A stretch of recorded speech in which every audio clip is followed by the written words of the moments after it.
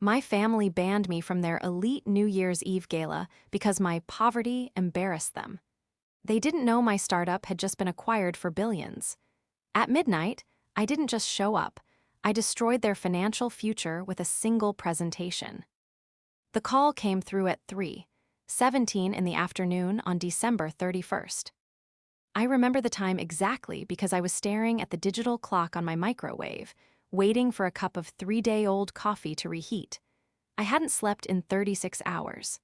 My hair was tied up in a messy, grease-slicked bun, and I was wearing a stained university hoodie that was fraying at the cuffs. To the outside world, I looked like a disaster, a woman unraveling at the seams, unable to hold her life together.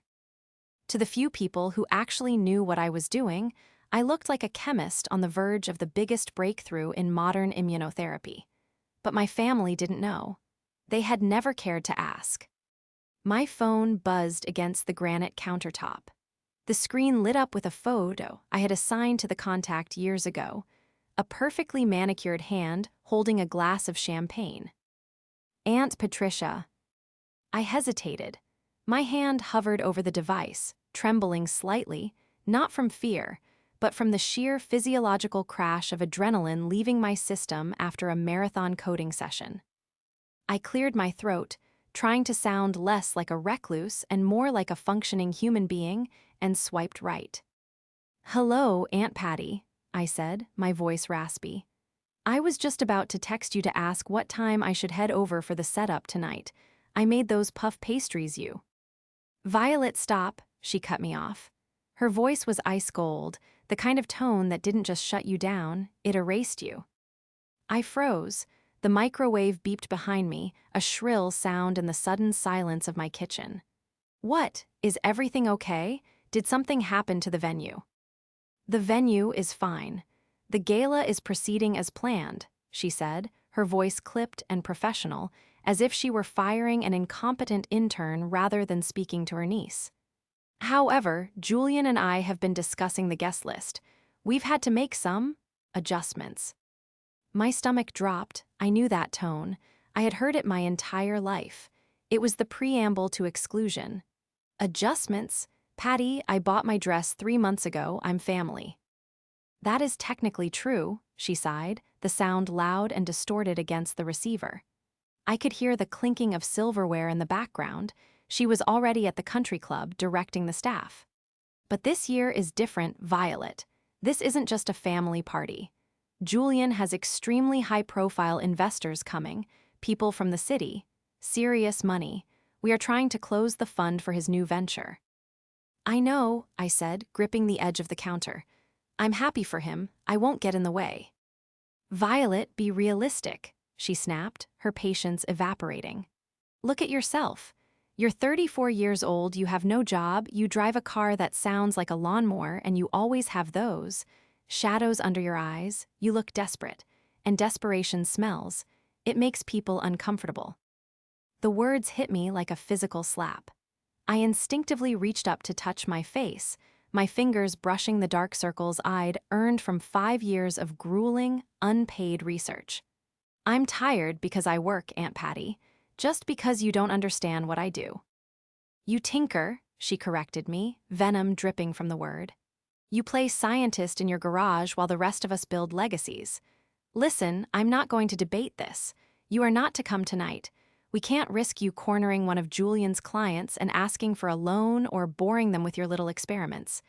It's too much of a risk. Stay home. Order a pizza. It's more your speed anyway."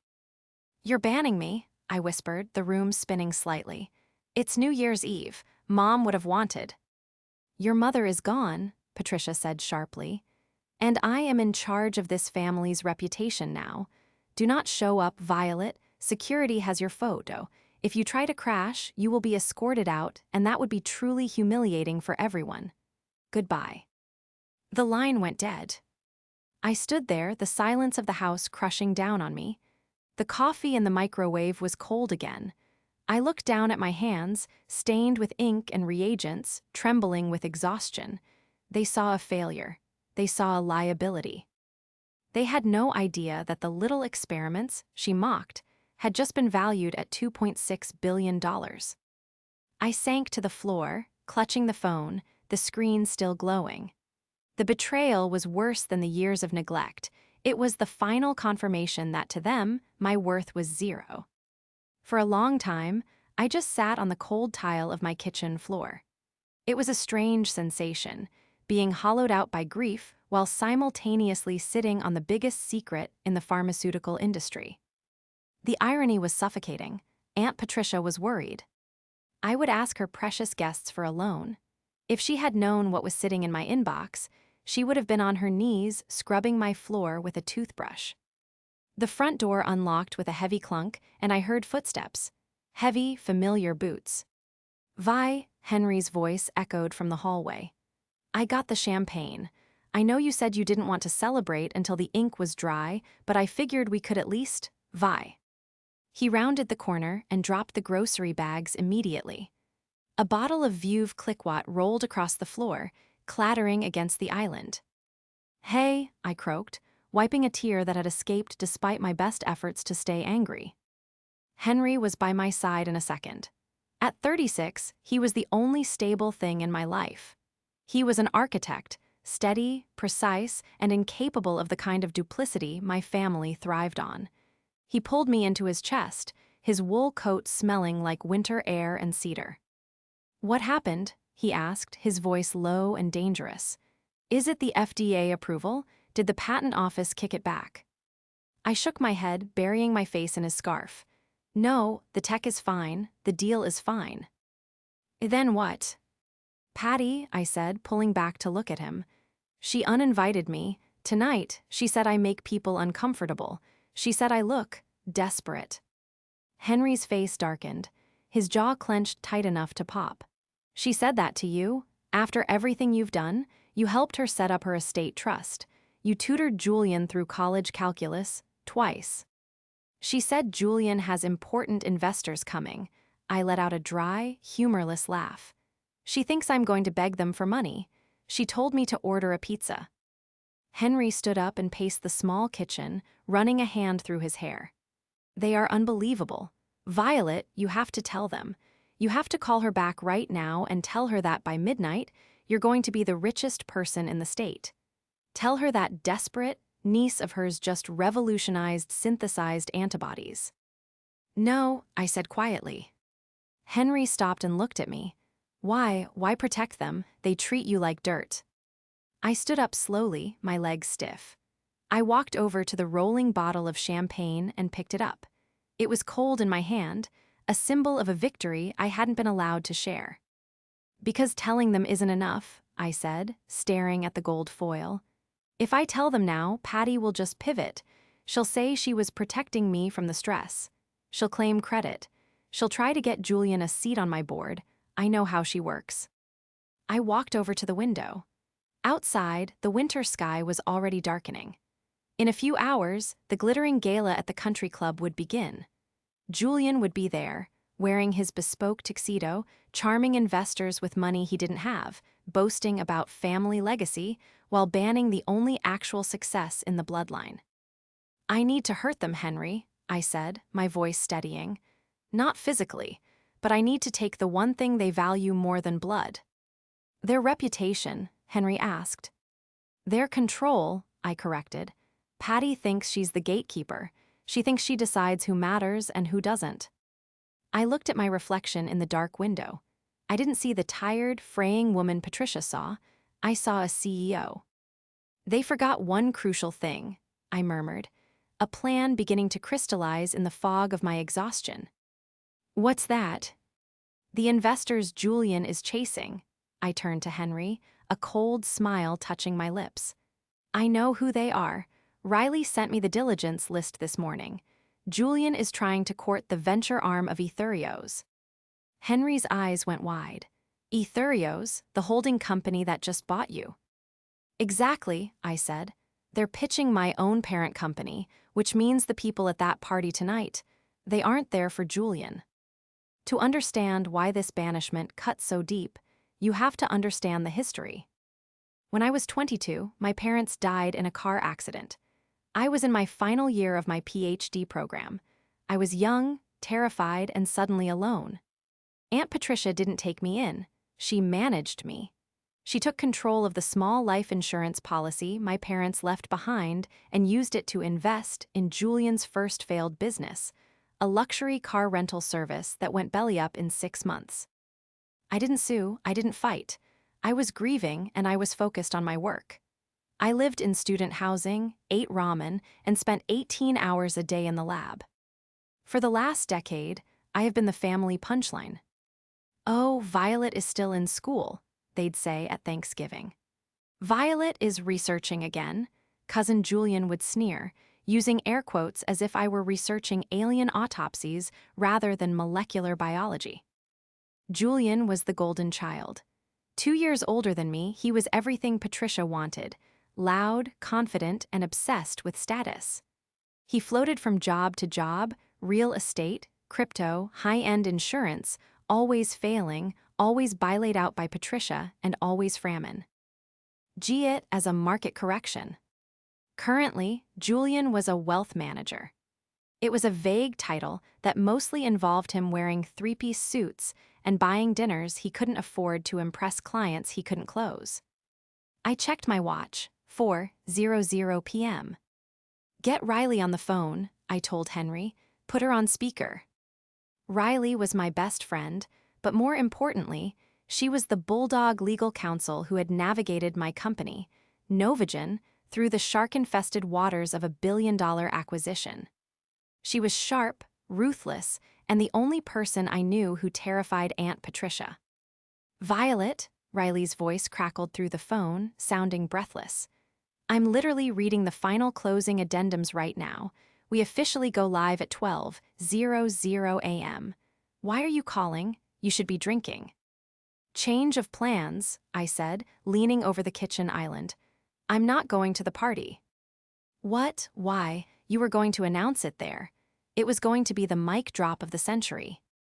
"Patty banned me," I said flatly. "She said I look poor and make the guests uncomfortable." There was a silence on the other end, followed by a sound that I can only describe as a growl. "She did what? Does she know that half the room is only attending because they think you might be there?" The VP of Etherios specifically asked if the founder would be present. I told him yes. "She doesn't know," I said, "and I don't want her to know, not yet."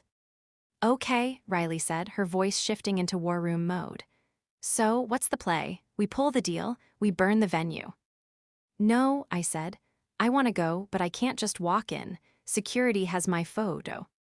"Security works for the venue," Riley countered.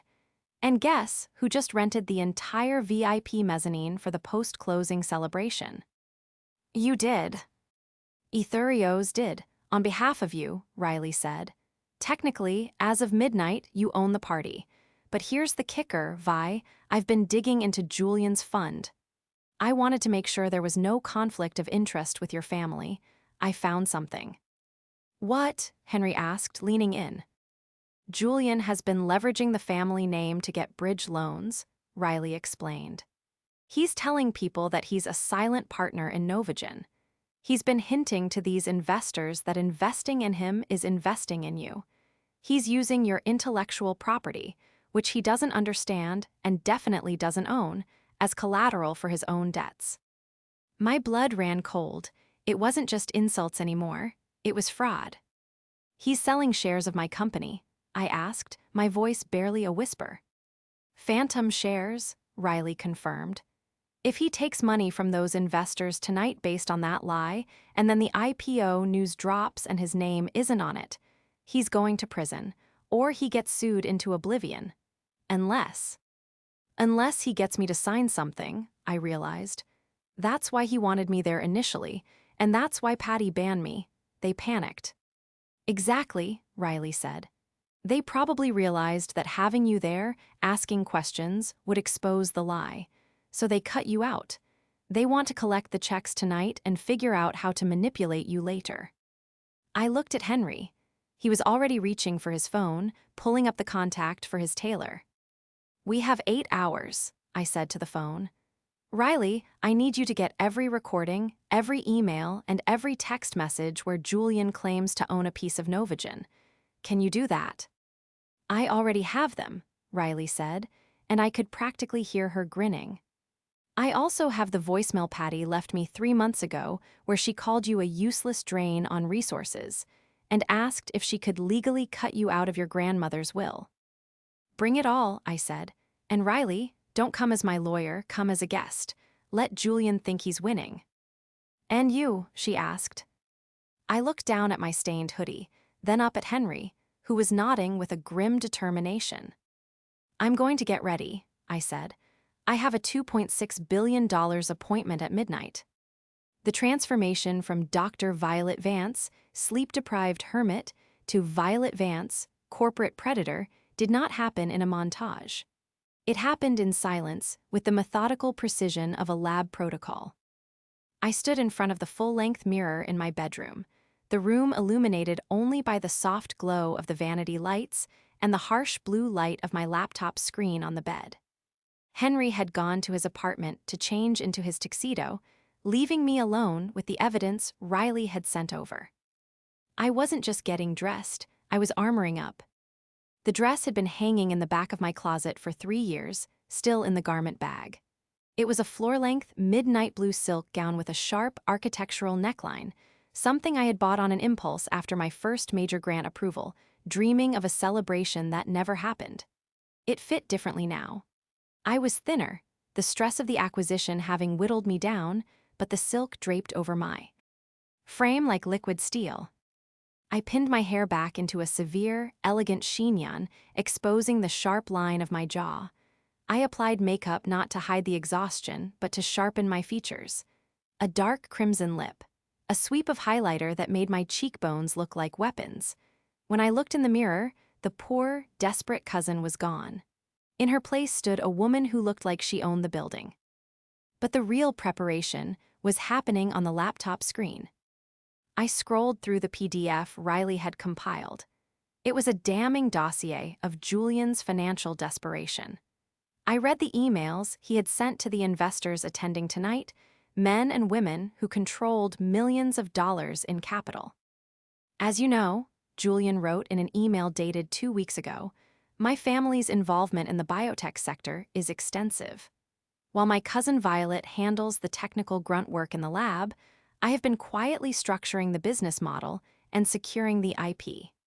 An investment in my new fund is effectively a pre-IPO buy-in to her research. I felt a physical wave of nausea. He wasn't just lying, he was erasing me. He had reduced my 10 years of blood, sweat, and tears into technical grunt work, while claiming credit for the business architecture I had built night after sleepless night. There were more documents. A fake prospectus.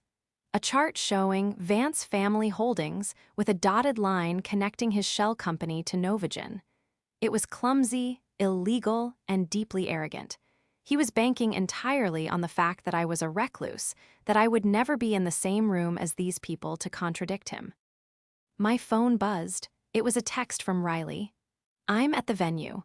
The investors from Etherios are here. Julian is cornering them near the bar. He looks sweaty. You have 45 minutes until the ball drops.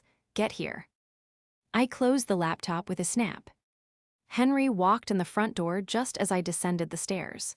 He stopped dead in the hallway, his tuxedo jacket unbuttoned, his eyes widening as he took me in. Wow, he breathed, you look expensive, I suggested, pulling on my coat. Dangerous, he corrected, a slow grin spreading across his face. You look like you're about to fire someone. I'm about to fire my entire family, I said, checking my clutch to make sure the flash drive containing the recordings was secure. Let's go. The drive to the country club was quiet. The snow had started to fall, dusting the windshield, insulating us from the world. I stared out the window, watching the suburban houses blur past. I thought about the holidays I had spent alone because I didn't fit the aesthetic. I thought about the time I asked Patty for a small loan to fix my car so I could get to the lab, and she told me to get a real job at a bank like Julian. I wasn't just angry, I was cold. A deep, Arctic freeze had settled in my chest. They had banned me because I made them uncomfortable. They had no idea what uncomfortable felt like yet. The St. Clair Country Club was a fortress of old money and exclusion. The driveway was lined with imported SUVs and limousines, the air thick with the smell of exhaust and expensive perfume. We pulled up to the valet stand. The attendant, a young man who looked freezing in his red vest, opened my door. I stepped out, the cold air hitting my bare shoulders, but I didn't flinch. I felt hot with adrenaline. Henry offered me his arm. Ready. Showtime, I whispered. We walked up the grand staircase to the main ballroom entrance. 2 large security guards stood by the heavy oak doors, holding clipboards. This was the moment Patty had counted on. This was the firewall. One of the guards, a man with a thick neck and a tired expression, stepped forward. Name, please. Violet Vance, I said clearly, my voice projecting over the low hum of the music inside. And guest. The guard frowned, scanning the list. His finger stopped. He looked up, his expression shifting to one of awkward apology. I'm sorry, Ms. Vance, I have a specific note here from the host. You've been removed from the guest list. I can't let you in. Henry stiffened beside me, ready to argue, but I placed a hand on his arm to stop him. I understand, I said calmly, maintaining eye contact. That list is for the guests of the Vance family gala. I'm not here for that. The guard blinked, confused. Ma'am. I'm here for the Ithurio's private reception on the mezzanine, I lied smoothly. Well, it was a half-lie. The reception was for me, after all. My name is on the overriding venue access list provided by the corporate sponsors. Check the digital tablet, not the paper list. The guard hesitated, then pulled a tablet from the podium stand. He tapped the screen, scrolling down. His eyebrows shot up. Oh, he said, his tone changing instantly from dismissal to deference. My apologies, Ms. Vance. You're listed here as, wait, priority access. I didn't realize. It's a recent addition, I said coldly. We'll show ourselves in. He unhooked the velvet rope without another word. We walked through the doors and the noise hit us, a wall of jazz music, laughter, and the clinking of crystal. The ballroom was bathed in gold and silver light. Hundreds of people were milling about, holding champagne flutes. In the center of the room, near a massive ice sculpture of a swan, stood Aunt Patricia. She was holding court, wearing a sequined silver gown that cost more than my car. She was laughing at something a woman in a fur stole had said, her head thrown back in performative delight. Then she saw me. Her laughter cut off abruptly. Her eyes narrowed, and I saw her mouth form the word no. She excused herself from her circle and marched toward us, cutting a path through the crowd like a shark through water. What do you think you are doing? She hissed as she reached us, her voice low so the guests wouldn't hear. She grabbed my elbow, her nails digging into my skin. I told you explicitly, you are not welcome here. I pulled my arm away, dusting off the sleeve of my coat as if she had dirtied it. Hello, Aunt Patty. Lovely dress, very shiny. Don't play games with me, Violet, she spat, her face flushing red beneath her heavy foundation. Security, how did you get past? I was invited, I said, my voice rising just enough to carry to the nearby tables. People were starting to look. By the people paying for Julian's potential lifestyle.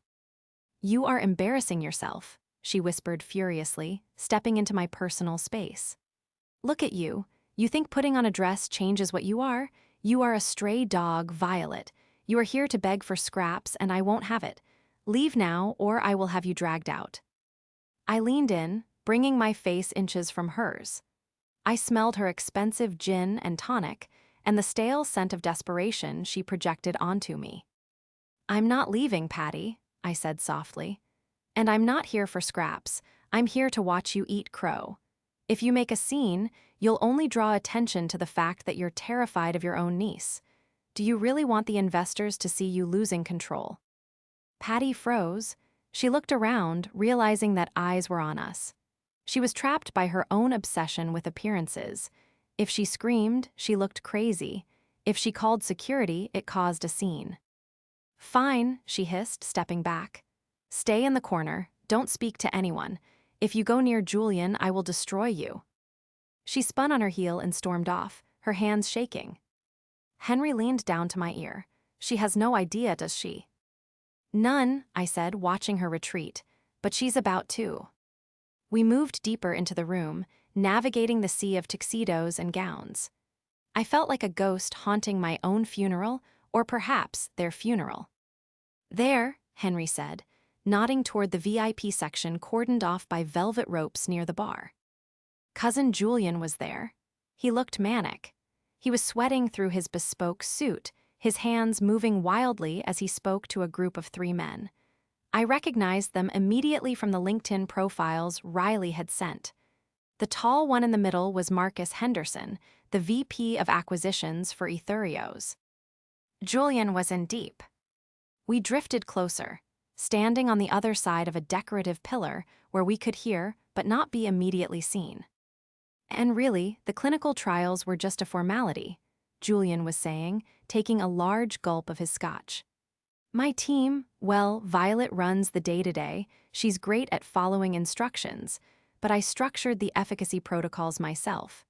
The intellectual property is solid because I made sure we filed the patents in a tiered structure."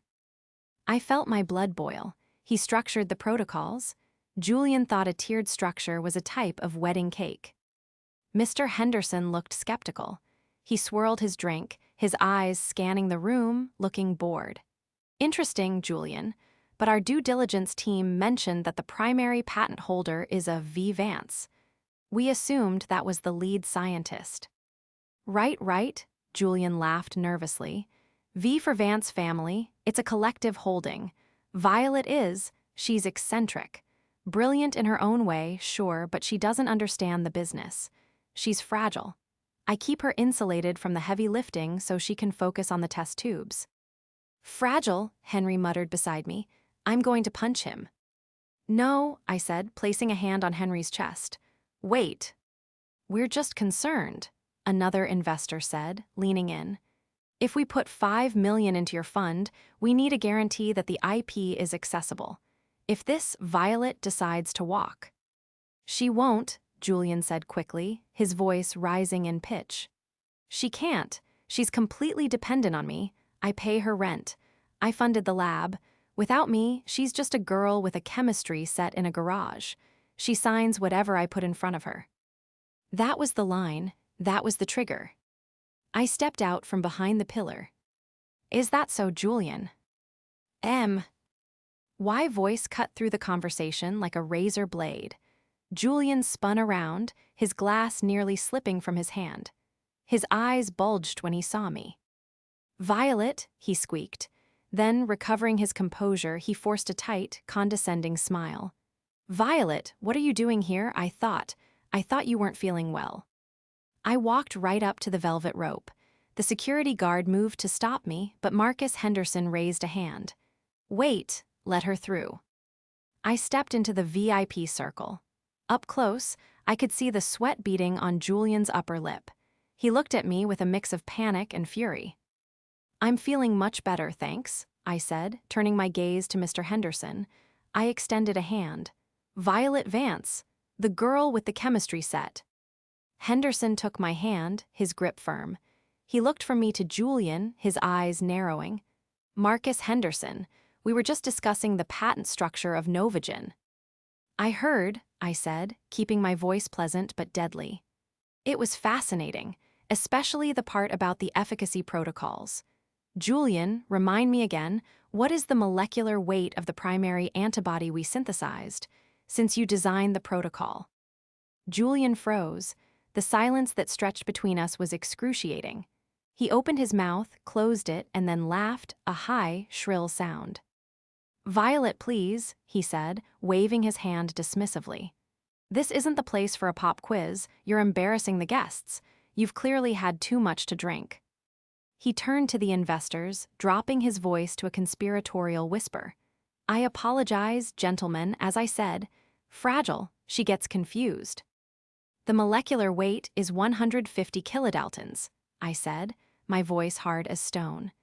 "And the reason the protocol worked wasn't because of a tiered patent structure." It was because I spent 4 years solving the solubility problem that you didn't even know existed. I turned back to Julian. And you don't pay my rent, Julian. You haven't paid for a single beaker in my lab. In fact, the last time you gave me money was for a birthday card when I was 12.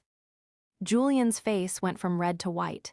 Security, he shouted, his voice cracking. Get her out of here. She's drunk and she's harassing the investors. Aunt Patricia appeared out of nowhere, flanked by 2 guards. She looked murderous. I warned you, she hissed at me. Get her out, now. The guard stepped forward, reaching for my arms. Don't touch me, I said. It wasn't a scream, it was a command.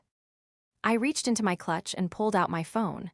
The screen showed the time, 11:58 p.m. You can kick me out, I said, addressing the group, my eyes locking on Patty's. But in 2 minutes, the market in Tokyo opens, and when it does, a press release is going to go out. What are you talking about? Patty demanded. What press release? The one announcing the acquisition of Novogen, I said.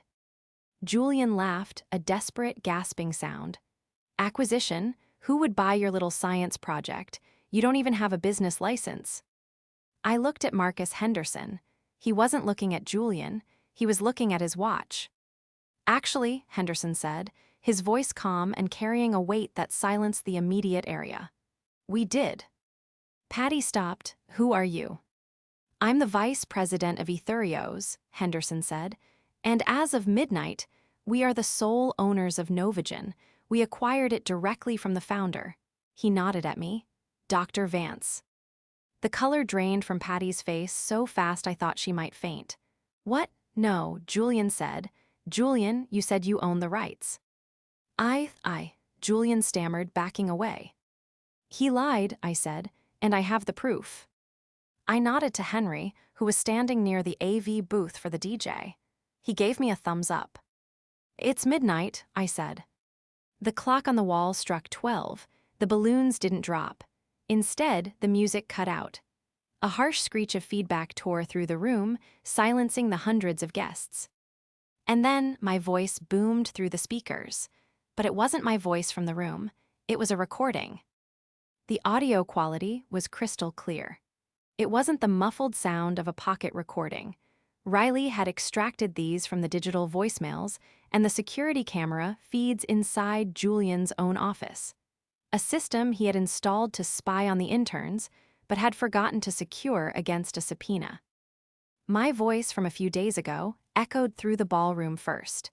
But Julian, the patent is in my name. You can't just sell shares of something you don't own.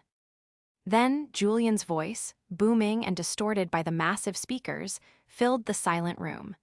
The arrogance in his tone was unmistakable. Violet, grow up. Nobody cares who owns the patent. They care who sells the dream. You're a lab rat. You stay in the cage, you spin the wheel, and I collect the cheese. Once I get Henderson's money, I'm going to restructure the board. We'll push you out, give you a nice little severance package, and tell everyone you had a nervous breakdown. It's for your own good.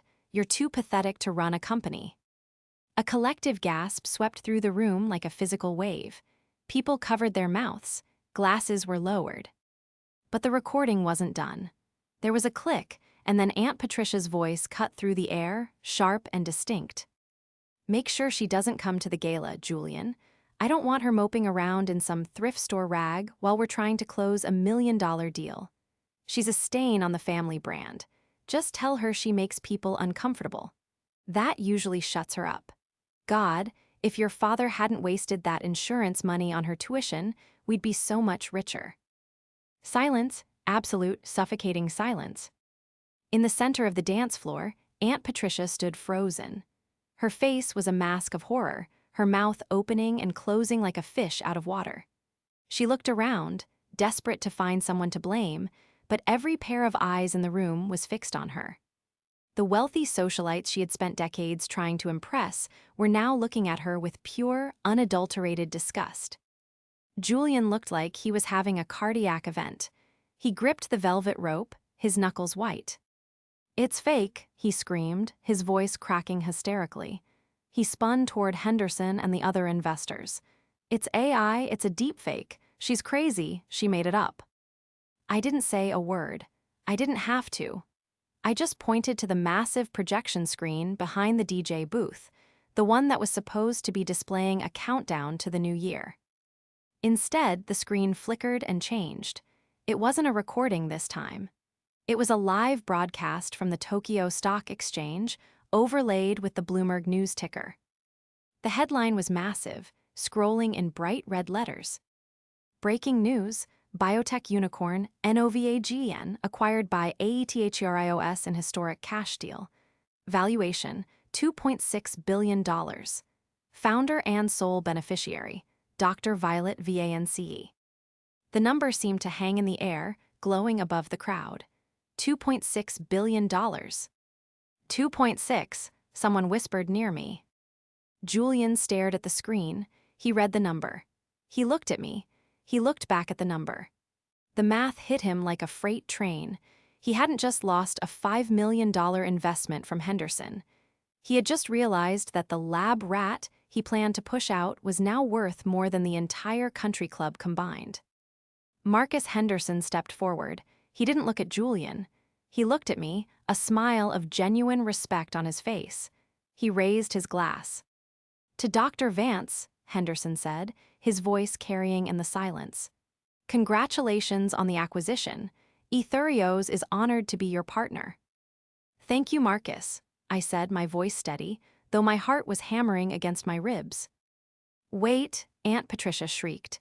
She broke through her paralysis and lunged toward me, shoving a waiter aside. Her eyes were wild, darting between me and the screen. The dollar signs were reflecting in her pupils. "Violet," she cried, her voice suddenly transforming into a grotesque parody of affection. "Violet, darling, oh my God, you did it. We did it. I knew you could do it." She reached for me, her hands grasping for my arms. That recording, we were just trying to motivate you. You know that, right? It was tough love. We're family. This is a victory for the Vance family." I took a step back, letting her hands grasp at empty air. "There is no Vance family victory, Patricia," I said, cold and loud enough for everyone to hear. "The company is mine.